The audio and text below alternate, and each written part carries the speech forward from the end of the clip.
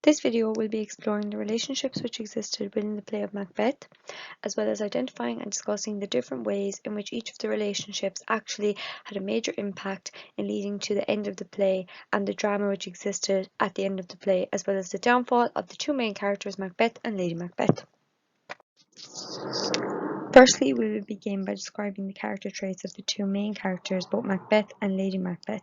So as we can see at the beginning, Macbeth was loyal, dedicated, strong, he was a noble warrior, he was heroic, he was loyal to his country, loyal to his king, he was honourable. However, as the play progresses, we see that he's overtaken by greed and ambition. He's quite naive in the fact that he believes the witches' prophecies. He's also naive in the fact that he's manipulated by his wife. He is catastrophically ambitious as he wants to become king, and so will do anything it takes to become king and to have rule over the country. He then obviously becomes a little unstable as we see that he starts to see the ghost of Banquo, which obviously heightens when he eventually sees that his wife has taken her own life, and he is also not coping at all. And at the end of the play, however, it can be said that he is fearless in the fact that he faces death head on. He does realise he is doomed by fate and that he will die, but he doesn't run from it, and he does fight till the end. So it can be said at the very end he is a fearless character. Lady Macbeth's character at the beginning is actually quite evil in nature, in the fact that she's also ambitious. She's quite powerful in the fact that she can kind of manipulate her husband into doing things she wants. She's cunning. She tends to lack humanity, which is clear in the fact that she has no problem with planning the murder of Duncan, who was actually the king at the time. She seems to have no issue with planning such a murder. However, as the play progresses, it becomes very clear that she actually can't cope what she's done, and we do begin to see that she does have some sense of humanity, because she actually becomes racked with guilt. She cannot cope with the inner turmoil of living with what her and her husband have done to Duncan and the despair that they have brought to their country. So she becomes very unstable as she lacks support. She doesn't know how to cope with it, and in the very end we can see a descent into madness where she actually ends up taking her own life because she cannot cope with what they have done. One question which could be asked here is who actually had more influence over the actions which were carried out at the beginning of the play. So mainly the killing of Duncan, as that was one of the major turning points in the play, and it actually almost kind of led to everything else that happened within the play. So you could say here that Lady Macbeth had a major influence over what happened, because she actually did convince Macbeth to commit the murder of Duncan. So as already mentioned, she questioned his manhood, she made him feel guilty, she manipulated him into wanting the throne, she kind of spurred on his ambition. She was the one who actually planned the murder to a greater extent, because she planned to have the servants look guilty by placing the swords in their hand or making them look guilty, rather than the blame ever coming back to her or Macbeth. So as you can see here, there's a range of quotes which explain how she actually did have greater influence, because Macbeth was questioning it. He says he doesn't want to follow through with the murder, so he even says we will proceed no further in this business, and she continues to influence and manipulate him into committing the murder. As she says, who could think it happened any other way? We'll be grieving loudly when we hear that Duncan has died. So she's very manipulative and has it all planned in such a manner that she knows she will be able to encourage her husband to commit the murder. So overall, it could be said that she actually did have more influence over these actions at the beginning of the play. The relationship between Macbeth and Lady Macbeth is clearly completely toxic. She manipulates her husband, she questions his manhood, she makes him fear breaking trust or breaking promises to her. She plans the murder but expects her husband to commit the murder, which shows again that she's the ignorance of her character, the fact that she would be willing to force her husband to commit such a deed even though it's something that she couldn't do.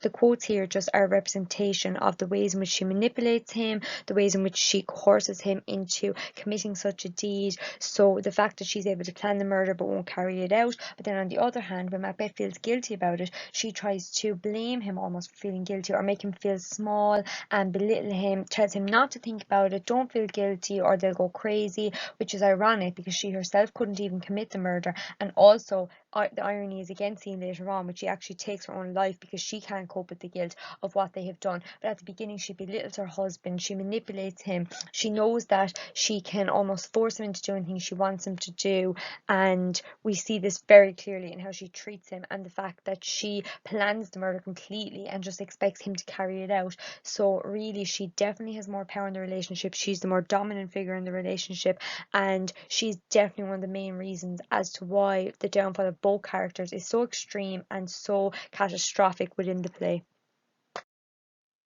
This again is an image taken from a movie showing the relationship between Macbeth and Lady Macbeth towards the beginning of the play. We can see here she definitely has more control. The way she's even holding on to him, she's a tight grip, she's very manipulative, she's looking at him as though she's almost trying to guilt him into doing what she wants him to do.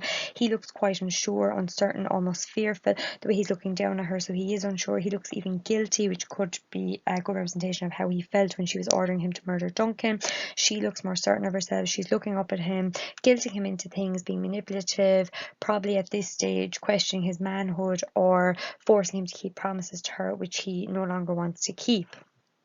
The relationship between Macbeth and Banquo changed irreversibly throughout the play. So at the beginning they were friends. Banquo was a very loyal, supportive companion to Macbeth. He wanted to live as a morally just person, he wanted to make the right decisions, and he also wanted the same for his friend, as we see later on in the play when he is the one who actually tries to warn him against doing anything wrong or believing anything which would lead him to make horrible decisions. So he gave wise and sensible advice throughout the play.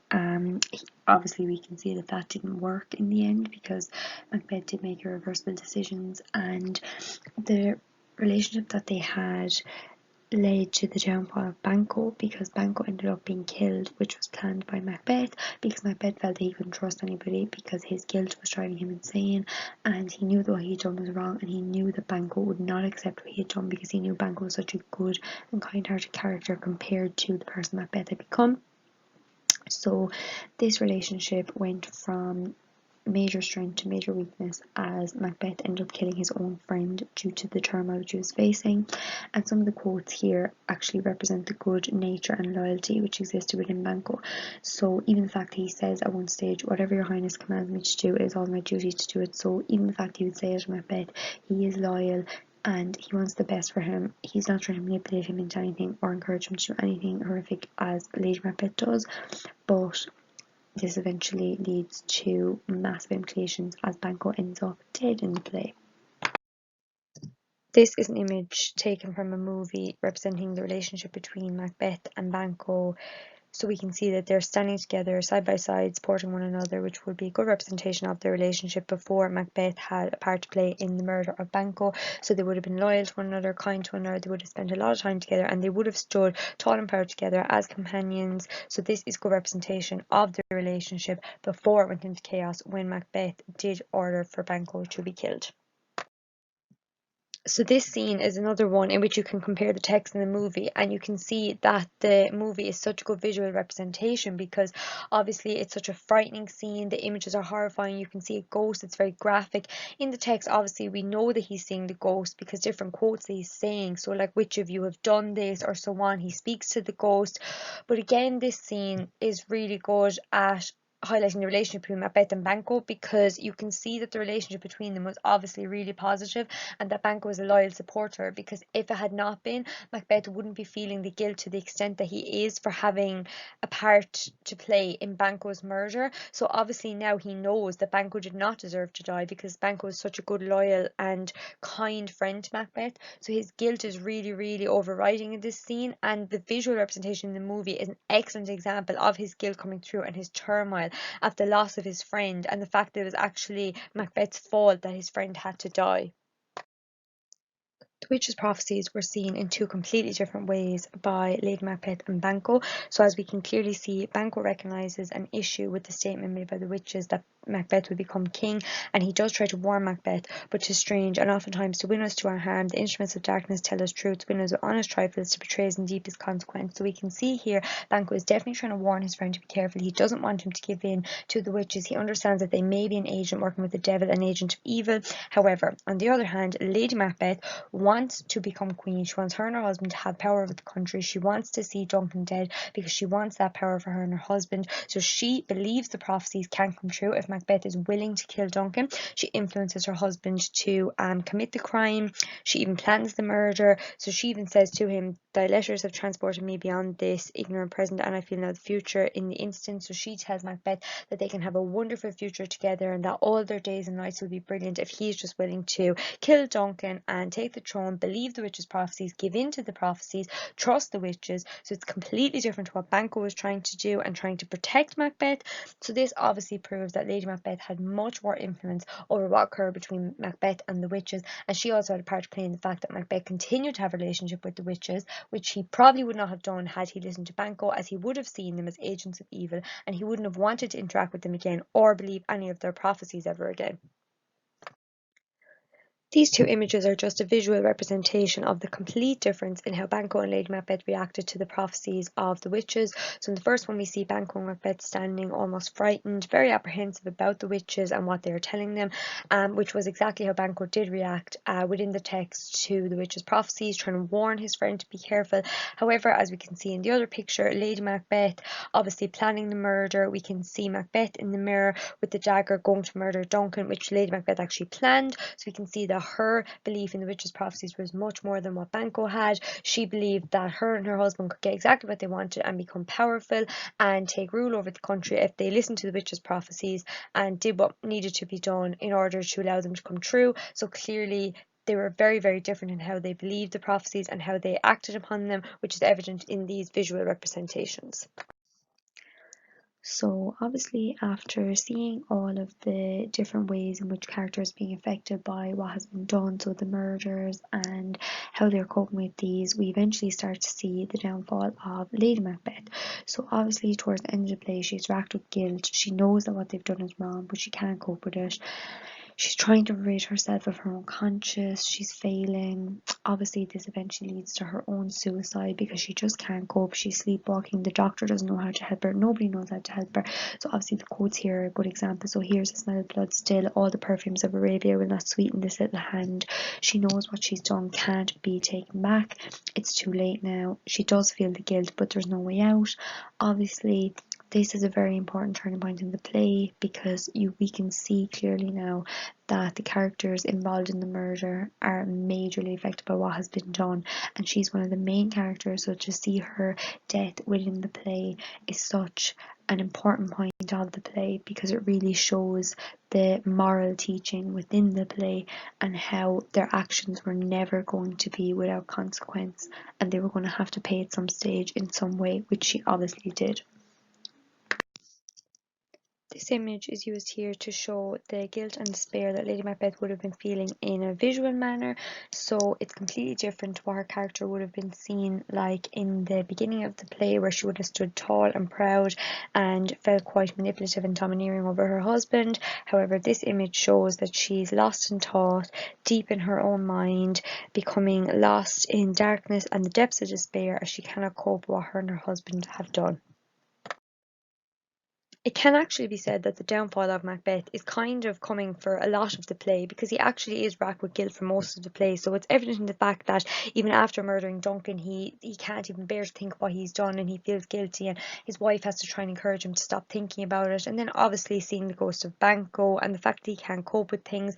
And even here we have quotes from Macbeth that just kind of highlight the fact that he was his downfall was a long time coming really, and he couldn't cope with what he had done. His ambition took over, his greed took over.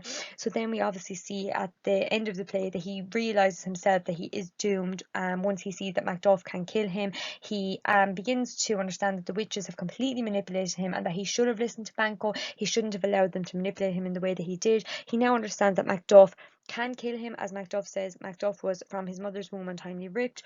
So obviously at the end of the play we see that he is going to die at the hands of Macduff and that peace will be restored once he dies. But obviously his character was doomed from the beginning after the catastrophic and devastating actions in which he engaged.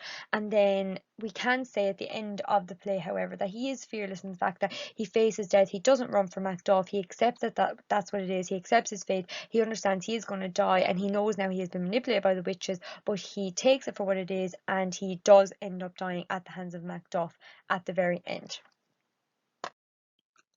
To conclude, we have a visual representation of the ending of the play in which Macbeth and Macduff are fighting, and Macduff obviously eventually kills Macbeth. So Macbeth realised that ambition and greed completely took their toll, as all of the relationships in the text are completely ruined. So his marriage with Lady Macbeth, his friendship with Banquo, his loyalty to Duncan, he now realised that the country is in chaos and turmoil because of him.